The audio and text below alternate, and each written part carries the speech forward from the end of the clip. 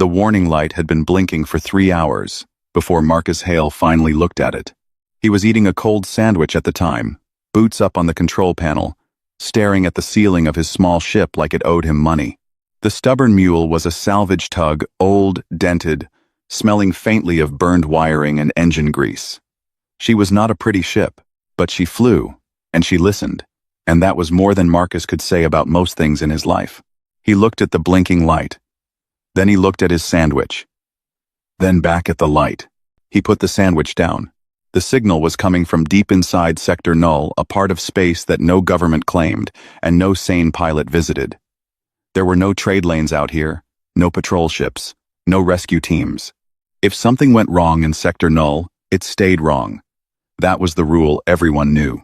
But the signal was strong, and it was coded as a distress call. Marcus leaned forward in his chair and pulled up the data. The signal was broadcasting on a frequency he had never seen before. His computer took almost a full minute just to decode the language, which told him two things. First, whoever was out there was very far from home. Second, they were in serious trouble if they were broadcasting at all in a place like this. He sat with it for a moment. He was a practical man.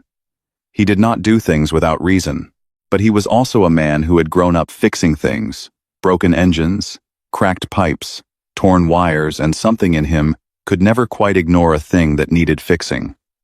He turned the stubborn mule toward the signal and pushed the throttle forward. It took 40 minutes to reach the source. When he did, Marcus stopped the ship and just stared out the front window for a long time. He had seen big ships before. He had salvaged pieces of old warships, military cruisers, colony transports the size of city blocks. But the vessel floating in front of him was something else. It was enormous, dark-hulled, built with sharp angles and long sweeping lines that looked almost like the wings of some deep-sea creature. It was clearly a warship, clearly built by minds that thought very differently from human ones, and clearly in serious trouble. 3 of its main engine sections were venting bright plasma in long, hissing streams that lit up the black of space like broken neon signs.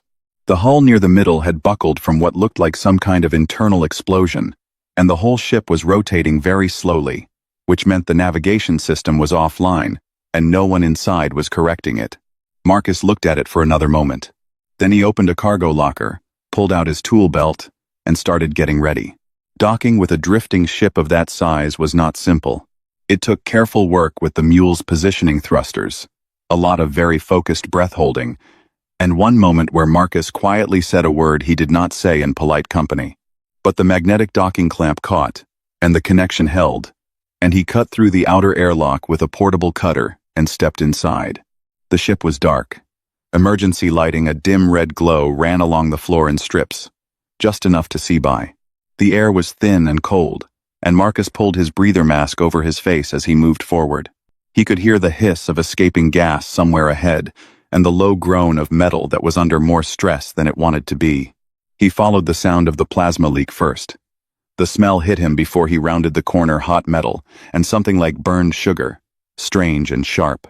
The conduit was right there, a thick pipe as wide as his arm span, cracked along a seam and pouring bright superheated gas in a fan-shaped spray. Beyond it, 2 more conduits had failed at their connection joints.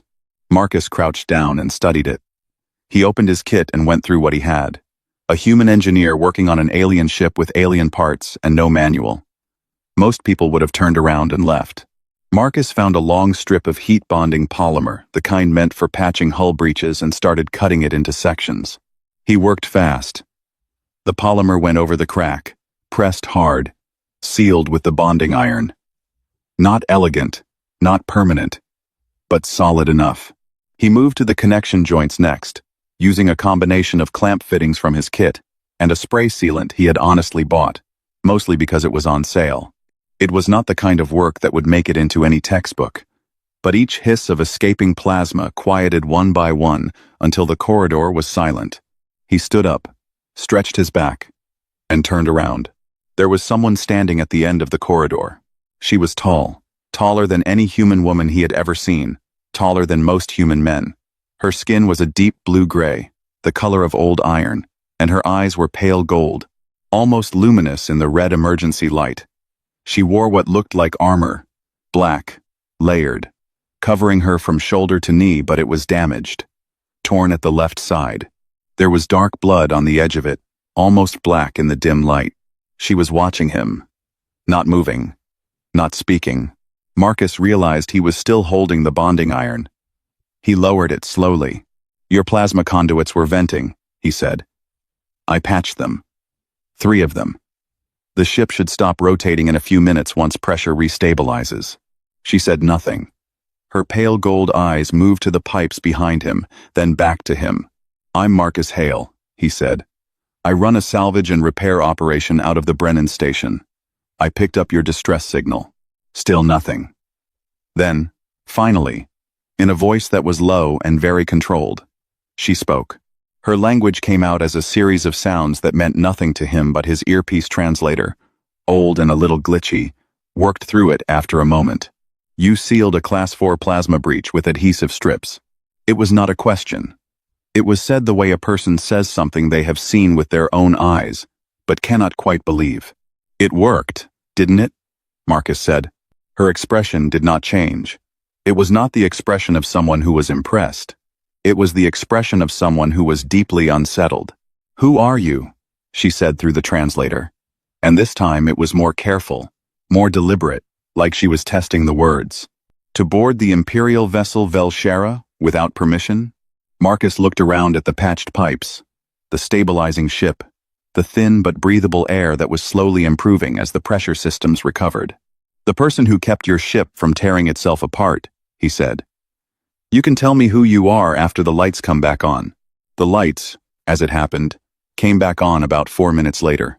And that was when Marcus Hale first saw the throne at the end of the main corridor, and the golden crest above it, and understood, in a slow and slightly uncomfortable way, that the bleeding woman in damaged armor, watching him from the shadows, was not just any survivor. She was the queen. Her name was Saraveth. Marcus learned this not from her directly, but from the tall, armored guard who appeared 2 hours after the lights came back on. The guard was clearly not happy about the human wandering around the ship. He made this clear with his posture, his expression, and the very large weapon he was carrying, which he kept pointed just slightly in Marcus's direction, not quite at him, but close enough to make a point. He escorted Marcus to a large room near the center of the ship. The room was not a meeting room or a waiting area. It was a throne room. Marcus had never been in a throne room before, and he found the whole thing somewhat excessive, given that the ship had nearly blown up an hour ago. But he kept that thought to himself. Queen Saraveth was already seated when he arrived. She had changed out of the damaged armor into something cleaner. Long dark robes, with a high collar, a thin band of black metal across her forehead that he guessed was a crown of some kind. The wound on her side had been dressed. She sat very straight and very still, and her gold eyes followed him all the way across the room. Around her stood 6 members of her court advisors or nobles of some kind.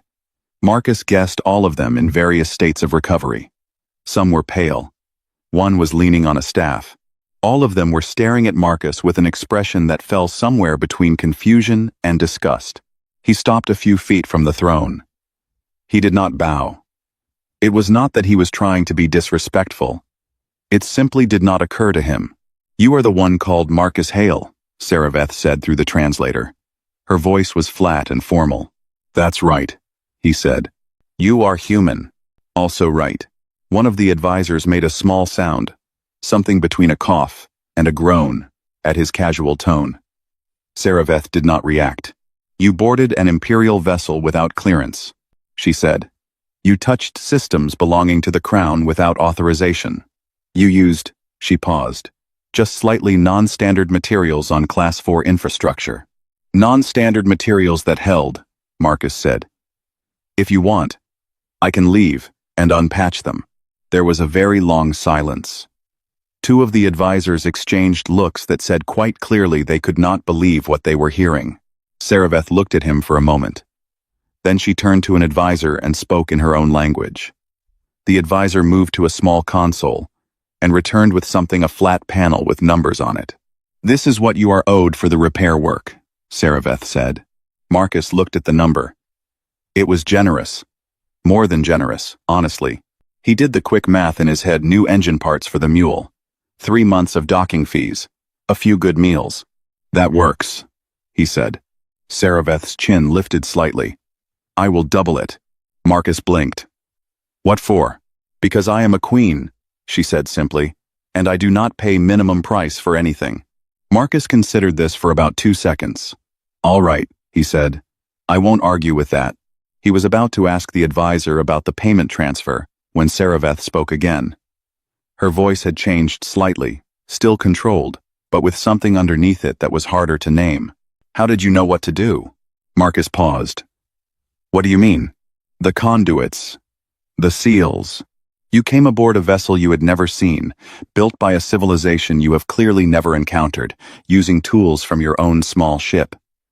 Her gold eyes were steady on him. How did you know what to do? He thought about it honestly for a moment. I didn't know exactly, he said. I know how plasma conduits work in general. The physics doesn't change much species to species pressure, heat, flow. I could see where it was failing. The rest was just working with what I had. Your materials were inadequate for the task.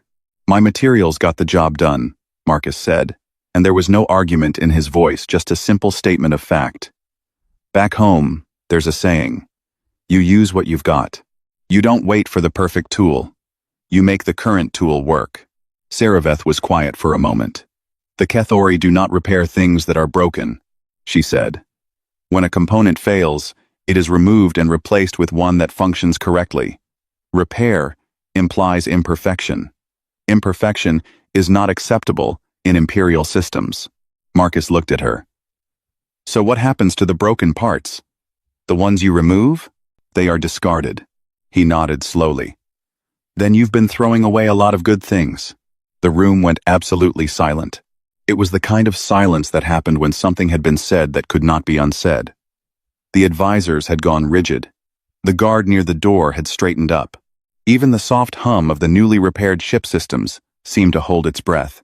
Saraveth looked at Marcus with an expression he could not fully read. It was not anger. It was something more complicated, like a person who had been told something obvious that had somehow never occurred to them before, and did not yet know how to feel about it. She raised one hand. The advisors, the guards, the entire court moved to leave the room, in complete silence. They filed out through the side doors, and within a minute, the throne room held only 2 people. Saraveth stood from the throne. She was even taller standing. She walked toward him slowly, stopping a few feet away, and studied him in the quiet way that made Marcus feel like a piece of machinery being evaluated. You are not afraid of me, she said. Should I be? Every being who has stood in this room has been afraid of me. It is the appropriate response. I'm sure it is, Marcus said. But you're not going to hurt me. If you were, you would have had your guard do it when I first came through the airlock. You let me patch your ship. You paid me. You asked me a question. He paused. People who are about to hurt you don't ask questions. She was quiet for a long moment. The gold eyes did not leave his face. You see things plainly, she finally said. It's a habit, he said. Ships don't care about rank. Engines don't respond to titles. Things either work or they don't. And if they don't, you find out why, and you fix them. Saraveth turned away from him and walked slowly toward the far window of the throne room. Through the thick glass, the stars of Sector Null stretched out in every direction, cold and far, and indifferent. My empire, she said quietly, almost to herself, has several things that do not work. Marcus waited. She turned back to look at him. I will have you taken to suitable quarters for the journey to Velmora Prime. You will be returned safely to whatever station you came from after that. She paused. Unless you have other business in the area. I don't, Marcus said. Then I will make a proposal, she said. A technical consultancy. A short term. Well compensated. Her voice was even and formal again, the queen fully back in place. The Velshera is not the only vessel in my fleet with failing components. Marcus looked around the throne room, the dark walls, the golden crest, the stars outside the window. He thought about the cold sandwich he had left half-eaten back on the mule. All right, he said. But I'll need access to the full engineering schematics and a proper workspace. You will have them. And I pick my own repair methods. There was a pause. A slight, almost invisible tension around her jaw. Within reason, she said. Marcus nodded. He figured that was as close to a yes as he was going to get from a queen. He turned to leave, then stopped. One more thing. He looked back at her. Thank you for the payment. Both amounts. Saraveth said nothing. But as Marcus left the throne room, and the doors slid shut behind him, there was something in her expression, something quiet and unreadable, that had not been there when he first walked in. Velmora Prime was the kind of planet that made a person feel very small.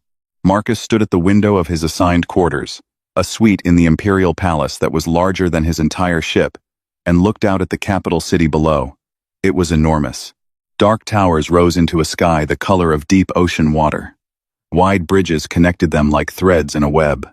Ships moved in careful, organized lines through the air traffic lanes. Everything was precise. Everything was ordered. Everything looked like it had been built to last forever. It also looked, Marcus thought, like a place that had not changed in a very long time. He had been on Velmora Prime for 4 days. In that time, he had been given a workspace in the palace engineering wing, a large room that smelled of cold metal and machine oil, which he found immediately comfortable. He had been handed a data tablet with the schematics of 6 Imperial warships, all showing different kinds of system failures. And he had been largely left alone, which suited him fine.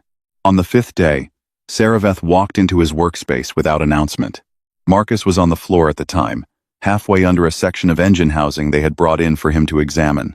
He heard the doors open and the sound of footsteps and slid out, expecting one of the engineering staff. He found instead the Queen of the Kethori Empire standing in the middle of his workspace, looking around at the scattered tools, the open panels, the half-disassembled parts arranged in rows on the floor. This is very disorganized, she said. I know where everything is, Marcus said. He stood up and wiped his hands on his jacket. Did you need something? I came to observe, she said. He looked at her for a moment, then shrugged, and went back under the engine housing. Pull up a chair, he said from underneath it. She did not pull up a chair. She stood. But she stayed. Over the next hour, she watched him work, and occasionally, she asked questions, precise, technical questions, that told him she understood more about engineering than she let on in public. He answered them plainly. She listened without interrupting. It was, Marcus thought, a surprisingly comfortable way to spend an afternoon. Over the following week, she came back every day. They argued often. She believed in replacement over repair. It was deep in the Kethori way of thinking, deep as bone. He believed in understanding why something had failed before deciding what to do about it. She found his methods slow. He found her methods wasteful. They went back and forth with the particular energy of 2 people who are used to being right and are surprised to find the other one capable of keeping up. But the work moved forward, and the ships, one by one, were improved. It was on the 10th day that Marcus noticed something else. He had been going through the maintenance logs of the Imperial fleet, a long, dry read, but he had learned years ago that the history of a machine told you more than any inspection. Deep in the data, buried under layers of official reports, he found a pattern. Supply runs to 3 vassal systems. Harith, Vorkaya, and the Delmi cluster had been logged as completed for the past 11 years. But when he cross-referenced the actual delivery records, the numbers did not match. Resources had been allocated, marked as sent, but the records on the receiving end told a different story. The distribution network, the chain of relay stations and cargo ships that moved supplies between the core worlds and the outer systems was broken. Had been broken for years, not dramatically broken. Just quietly, slowly, consistently failing, like a pipe with a small leak that nobody noticed until the ceiling came down. He brought it to Saraveth that evening. She looked at the data for a long time without speaking. Then she called in 3 senior advisors and 2 Imperial logistics ministers, and they looked at it too. The room got very quiet. This cannot be correct, one of the ministers said. It is correct, Marcus said. I've checked it 3 times. The relay stations at points 7, 12, and 19 in the outer distribution chain have been operating at degraded capacity for over a decade. Cargo is being lost in transit. rerouted incorrectly, or sitting in holding patterns nobody is monitoring. The vassal worlds aren't getting what they were promised. The relay stations were serviced regularly, the minister said stiffly. They were reported as serviced, Marcus said. There's a difference. Another silence. Saraveth had not looked up from the data. Her face was very still. How long to fix it? She asked. The stations themselves? A few weeks each, if I have the right crew. But the bigger fix is the monitoring system. Right now there's no automatic flag when a delivery goes wrong. You need a system that catches failures in real time and routes them for immediate review. That's a software problem. Maybe 2 weeks to build something workable. One of the advisors leaned toward the Queen and spoke quietly in Kethori. Marcus's translator caught most of it. Something about the cost of admitting the network had been broken and what that would mean for the ministry responsible. The cost of not admitting it, Marcus said plainly, is 3 systems full of people who feel abandoned by their empire, which is probably why they're talking about leaving it. The advisor went very quiet. Saraveth looked up from the data. She looked at Marcus with the same careful, measuring expression he had come to recognize. Then she looked at her advisors. Give him whatever he needs, she said. What followed was 6 of the most intense weeks of Marcus's professional life. He put together a small crew, unlikely, mismatched, but functional. There was Tev, a Kethori engineer who had been passed over for promotion so many times he had stopped counting, and who turned out to be genuinely gifted once someone actually asked his opinion. There was Liss, an archivist who knew the Imperial data systems better than anyone and was quietly desperate for something useful to do with that knowledge.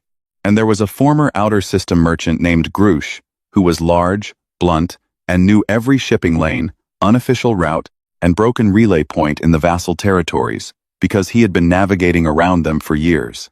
Marcus trusted people who knew things. They worked through the relay stations remotely first, pushing software patches and rerouting commands through the network. Then Marcus and Tev took a fast courier ship out to the 3 worst physical failures and fixed them on site.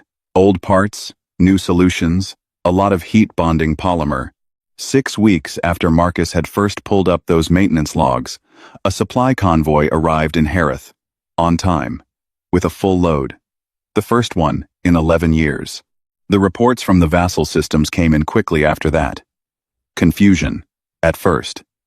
Then, relief. Then something quieter and more significant. A change in tone from the local governors, a stepping back from the sharp language that had been filling the diplomatic channels for months. The rebellions did not end, but they cooled, measurably, like a fire that had been given a little water. Not put out, but brought down from roaring to smoldering. The Imperial Council was baffled. They had expected the outer systems to need a decade of careful political management. They had models and projections, and long strategies built around it. Marcus had fixed the supply chain. The night the first convoy arrived in Harith, Saraveth found him in his workspace again. It was late. The palace was quiet. She came in without ceremony, without advisors, and sat in the chair.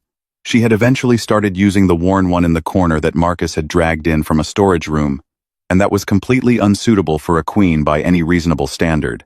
She sat in it anyway. The council does not understand what happened, she said. The council was managing a political problem, Marcus said. It wasn't a political problem, it was a logistics problem. People, in my experience, prefer complicated explanations. People prefer explanations that keep them in control, he said. If the problem is political, you need politicians. If it's a broken pipe, you need a wrench. The council doesn't carry wrenches. Saraveth was quiet for a moment. The gold eyes looked at him steadily. And you do. Always, Marcus said. She looked at the workspace, the tools on the walls, the schematics pinned to the boards, the half-repaired components lined up in careful order on the tables. Her empire, laid out in pieces, being put back together by a human from a second-rate salvage tug who ate cold sandwiches and argued with queens. There is something else, she said. Something larger.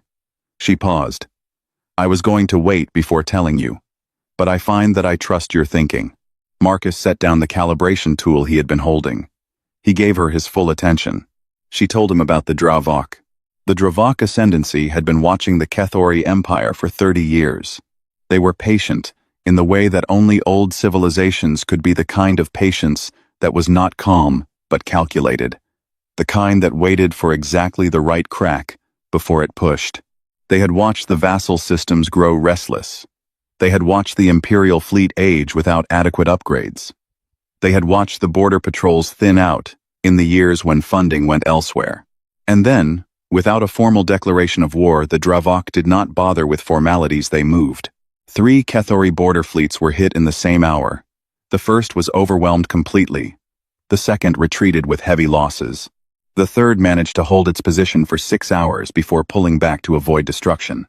By the time Saraveth received the news in her palace on Velmora Prime, the Dravak had already pushed 30 light minutes into Kethori space, and were still moving. The Imperial Council was called into emergency session. Marcus sat in the back of the room, which he had not been invited to, but which no one had technically told him to leave. He listened for 2 hours while the most powerful military and political minds in the Empire argued. Their conclusion, reached with great seriousness and considerable ceremony, was to fall back. A full strategic withdrawal from the border regions. Let the Dravak advance into the outer territories. Begin a 100-year rebuilding plan. Protect the core worlds. Accept short-term loss for long-term survival. It was logical. It was carefully reasoned. It was, every advisor in the room agreed, the correct response. Marcus thought it was the worst idea he had ever heard. He said so. The room went very quiet, in a way that rooms tended to go quiet around him these days. Several council members looked at each other. One of them started to say something about how a human consultant had no standing to. Let him speak, Saraveth said from the head of the table. Her voice was flat and did not invite argument. Marcus stood up. He was still in his work jacket. He had been in the middle of a repair job when the emergency session was called. He had a grease stain on his left sleeve. 100-year retreat tells every vassal world you just fixed that their empire abandons them when things get hard, he said. You'll lose the outer systems permanently. Not to the Dravak. Just gone. Done. And 100 years from now you won't have an empire to rebuild. We do not have the military strength to hold the border, the senior admiral said coldly. You don't need to hold the border, Marcus said. You need to make advancing past the border too expensive to be worth it. He pulled up a map of the contested zone on the room's display. 3 fingers of Dravak advance, moving inward like rivers. Between them, stretches of space filled with debris fields, asteroid clusters, old mining installations, decommissioned relay stations. The Dravak have never fought humans, Marcus said. They have 30 years of data on Kethori military doctrine. They know your formations, your response times, your standard defensive patterns. They've planned for everything you would normally do. He tapped the map. They have no data on what I would do. One of the admirals leaned forward. You are one person. I'm one person with a repair kit and no respect for the way things are normally done, Marcus said. Which is honestly more dangerous. He proposed a plan that made the admirals deeply uncomfortable. It was not a traditional defensive strategy. It did not involve forming up fleet lines and engaging in organized combat. It involved using the 3 crippled warships that the Council had already marked for scrapping vessels nobody thought were worth saving as anchors for a defensive network stretched across the asteroid clusters between the Dravak advance columns. It involved turning the old mining installations into sensor ghosts, broadcasting signals that would look like a much larger defensive force than actually existed. It involved supply lines run through routes the Dravak would consider impassable, because every navigation chart in the known galaxy agreed they were impassable. The charts were wrong. Marcus had read the original survey data, and the charts were wrong by a significant margin, which meant there was a clean corridor through the Seavith cluster that nobody was using. And it involved doing all of this very quickly, with whatever was on hand, in ways that no military planner in the room would have considered acceptable under normal circumstances.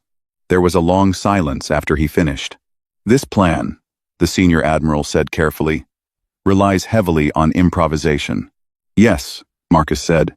Imperial military doctrine does not permit improvisation. Imperial military doctrine, Marcus said, also didn't account for a human salvage engineer, so I think we're already off the map. Saraveth authorized the plan. She gave him 3 warships, access to the mining installations, a fast logistics crew, and a direct communication line to the fleet commanders. She gave him these things over the strong objections of half her council, and she did it with the kind of authority that meant the objections stopped after that. Marcus went to work. The next 17 days were the most exhausting of his life. He slept in 4-hour stretches on a cot in the logistics center. He ate whatever someone handed him and drank too much coffee. The Kethori did not have coffee, but Tev had found something close that worked well enough. He redesigned the sensor network 3 times as new information came in about the Dravok advance. He argued with fleet commanders, charmed supply officers, and fixed a critical navigation system on one of the crippled warships personally while it was actively being prepared for deployment. The 3 old warships, which Marcus had quietly named the first, the second, and the third, because the Kethori naming system was too long to say, quickly were positioned at the narrow points between the asteroid clusters. What remained of their weapons systems were repaired. Their hulls were patched. They were not fighting ships in any conventional sense. But they did not need to be. They needed to be there. Visible. Holding a line. The Dravok advance hit the defensive network 4 days later. And it slowed. The sensor ghosts confused their targeting. The real warships in unexpected positions forced them to stop and reassess. The supply lines through the Seveth cluster meant the defensive force did not run out of ammunition or power on the timeline the Dravok had planned for. Every time the Dravok adjusted, the response they got was not what their models predicted. Kethori forces did not behave the way Kethori forces were supposed to behave, because a human was telling them what to do. The advance stalled on day 11. On day 14, one of the Dravok advance columns pulled back to reorganize. On day 17, the overall advance stopped. It was not a victory. It was a breathing space. But breathing space was what the Empire had needed. Marcus was on the stubborn mule when the last Dravok column halted. He had taken her out to check a relay beacon that had gone quiet in the outer edge of the defensive line. The mule was not a warship. She had no weapons. She was a salvage tug with a magnetic docking clamp and a very stubborn engine. But she was fast, and she was small, and she moved through tight spaces that larger ships couldn't manage. He was on his way back when the proximity alert fired. A Dravok strike craft fast, single pilot, the kind used for precision hits, had come through the asteroid field on a route that should have been covered by a sensor post. The sensor post had failed. Marcus knew it had failed because he had been going out to fix it.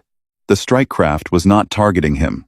It was targeting the troop transport 3,000 kilometers behind him, a Kethori ship carrying 2,000 soldiers toward the defensive line. There was a brief and very clear moment where Marcus understood exactly what was about to happen and exactly what his options were. He pushed the stubborn mule to full throttle and put her between the strike craft and the transport. The mule took the hit across her port side. The explosion threw her sideways and blew out every system on the left half of the ship.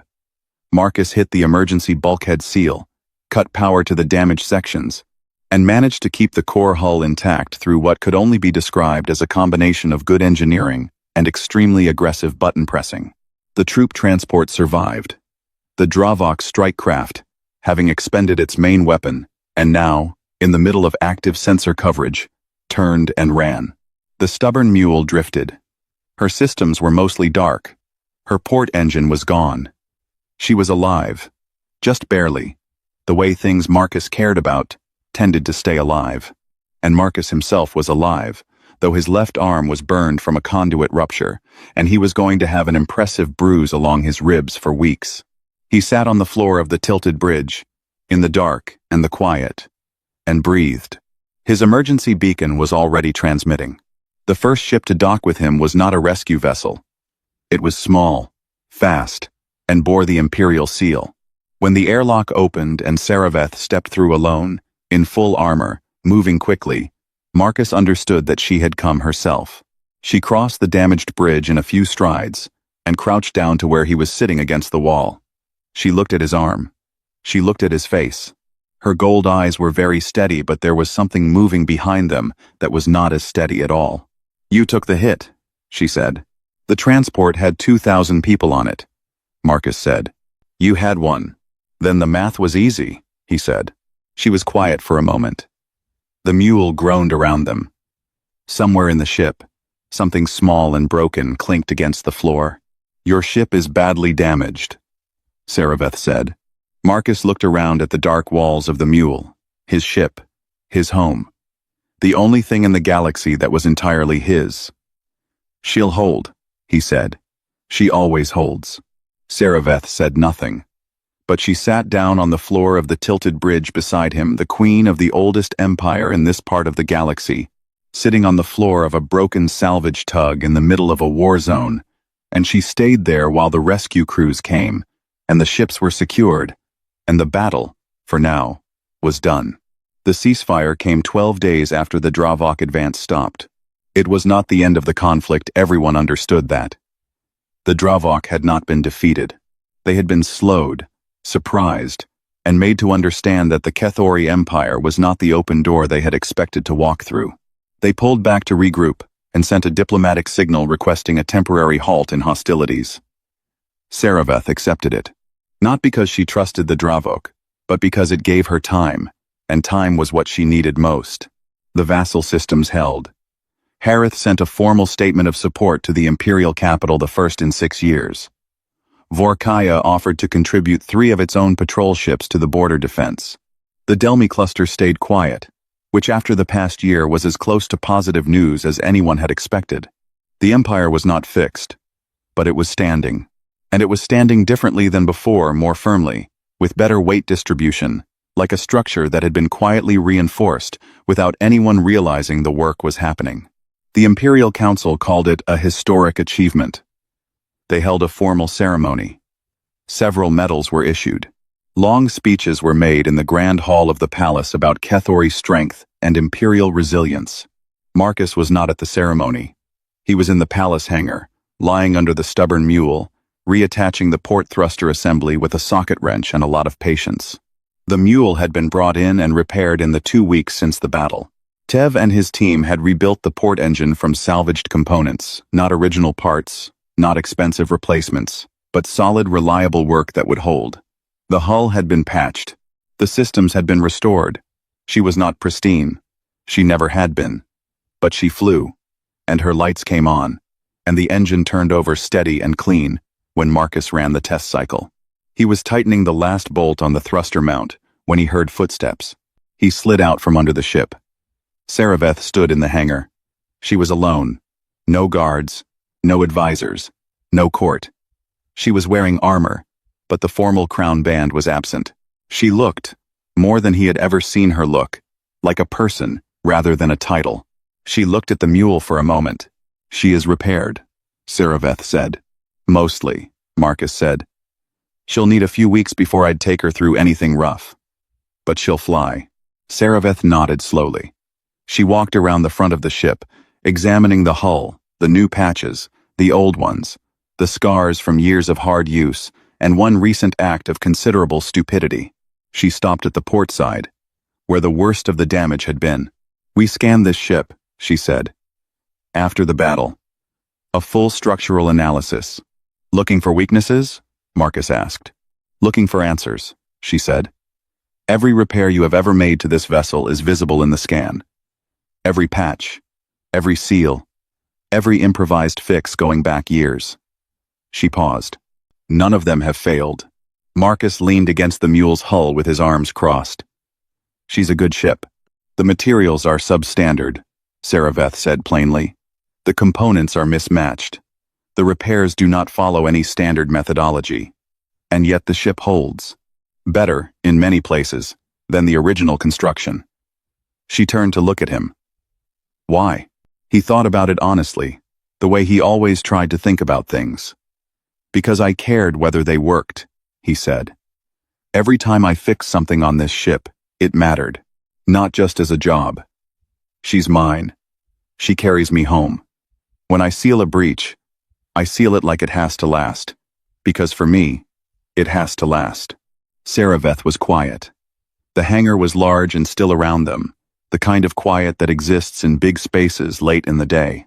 The Kethori do not think this way, she said. We build for permanence. When something fails, we do not believe it can be made trustworthy again. A broken thing is a failed thing. It is removed. She paused. I have run an empire by that principle my entire life.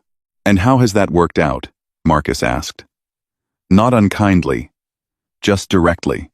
She almost smiled. It was a small thing, a shift at the corner of her mouth, barely visible, but Marcus had been watching her face for months, and he caught it. The council has offered you reward, she said, changing direction. Title, land, compensation. I am told you asked for spare parts. The mule needed them, Marcus said. You are a very strange person, she said, with something in her voice that was not quite an insult. I've been told. She walked back toward him and stopped a few feet away. Her gold eyes were direct and serious. This, Marcus had come to understand, was how she looked when she was about to say something that cost her something to say. I have something to ask you, she said. It is not an official proposal. It is not a contract or a consultancy or a transaction of any kind. She paused. I have found that I do not know how to make this kind of request, because I have never made one before. Marcus waited.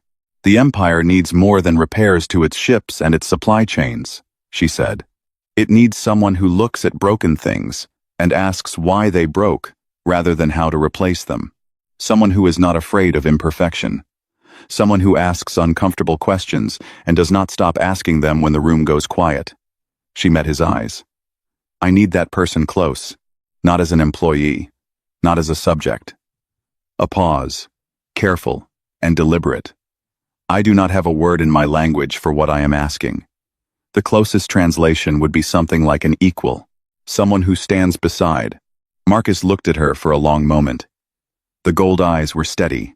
The tall, still, careful queen of a very old empire, asking something she did not entirely have words for, because her language had apparently never needed the word before. You're asking me to stay, he said. Yes, she said. Simply. Finally, the hangar was very quiet. Somewhere outside, a Kethori patrol ship was moving through the sky, its engine a low, distant hum. The mule sat warm and patched behind him. Marcus thought about Sector Null. He thought about the cold sandwich. He thought about the blinking light he had been going to ignore, and the enormous broken ship in the dark, and a bleeding queen in damaged armor who had watched him patch a plasma conduit with a polymer strip and had never quite looked at things the same way since. I'm going to need a bigger workshop, he said. This time she did smile. It was a real one, not large, not dramatic, but genuine, and it changed her whole face in a way that the throne and the crown and the formal armor had always hidden. I will have one built, she said, and I'm keeping the mule in the hangar. I assumed as much, and I'm still going to tell you when I think you're wrong. I know, she said. That is part of why I am asking. He nodded. She nodded. It was not a ceremony. There were no speeches, no council members, no golden crests, or formal proceedings. Just two people in a hangar coming to an understanding, the way practical people tended to directly, without unnecessary decoration. In the weeks that followed, the stubborn mule was given a permanent berth in the royal hangar. A golden crest, the imperial seal of the Kethori Empire, was painted on her starboard side, small and clean, at Marcus's request. Not covering the old patches, not hiding the scars. Placed alongside them, the way a mark of belonging sits alongside a mark of history. The mule looked, if anything, more herself with it there. Marcus's workshop was built in the east wing of the palace, larger than he had asked for, with better tools than he had expected, and a window that looked out over the capital city. Tev was given an official position and a title that took 4 syllables to say. Liz stayed on, managing an information network that Marcus had quietly suggested and Saraveth had quietly agreed to fund. Grush came and went as he always had, running supply corridors that were now officially sanctioned and considerably more profitable. The Empire kept its problems. Old things did not stop being complicated just because someone had started paying attention to them. The Dravok kept their distance but not their silence. The Council kept its habits and its pride. There were hard days and long arguments and moments that required more patience than Marcus naturally had. But the supply chains ran. The relay stations stayed online. The fleet was slowly, imperfectly, stubbornly improved.